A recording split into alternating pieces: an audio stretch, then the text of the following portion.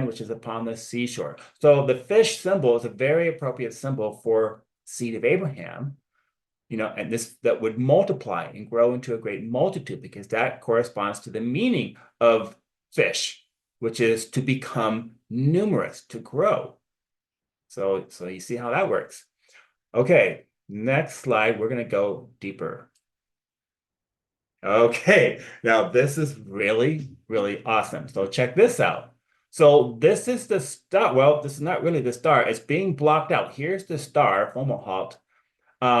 But its brightness is being blocked out. When you block out the brightness, according to astronomers, if they're telling us the truth, um, there's this strange ring, a well-defined ring around it that puzzles astronomers.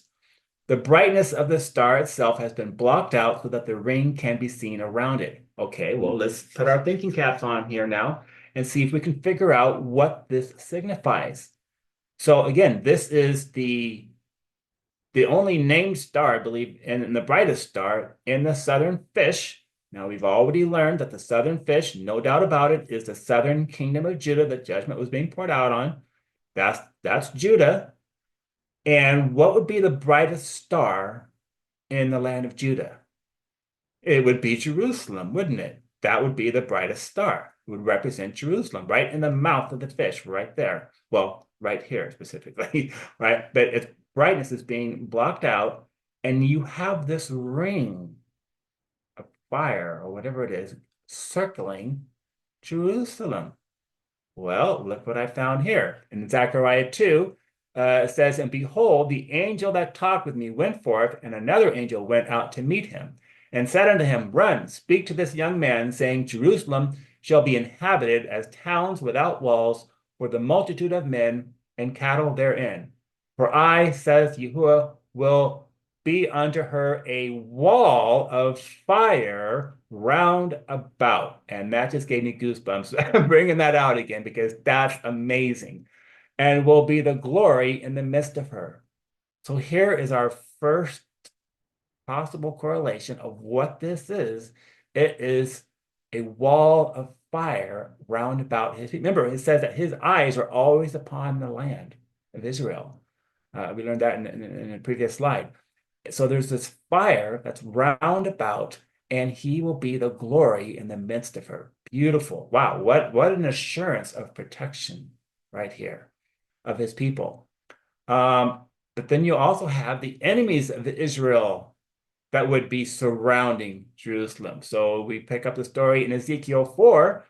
"Thou also, son of man, take thee a tile and lay it before thee, and portray upon it the city, even Jerusalem, and lay siege against it, and build a fort against it, and cast a mount against it, and set the camp also against it, and set battering rams against it round about." Here you go, round about Jerusalem, right out of the scripture.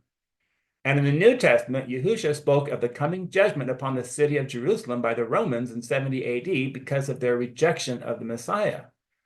"Now, as he drew near, he saw the city and wept over it, saying, If you had known, even you, especially in this your day, the thing that make for your peace, but now they are hidden from your eyes. For days will I come upon you, when your enemies will build an embankment around you and surround you and close you in on every side." So there's another, remember, all these signs, constellations, and even the nebula can have multiple applications and interpretations. That's how the word works, and that's how the word in the heavens work. They work the same way. And they all, of course, tell of the glory of God and the glory of his people, the glory of our Creator.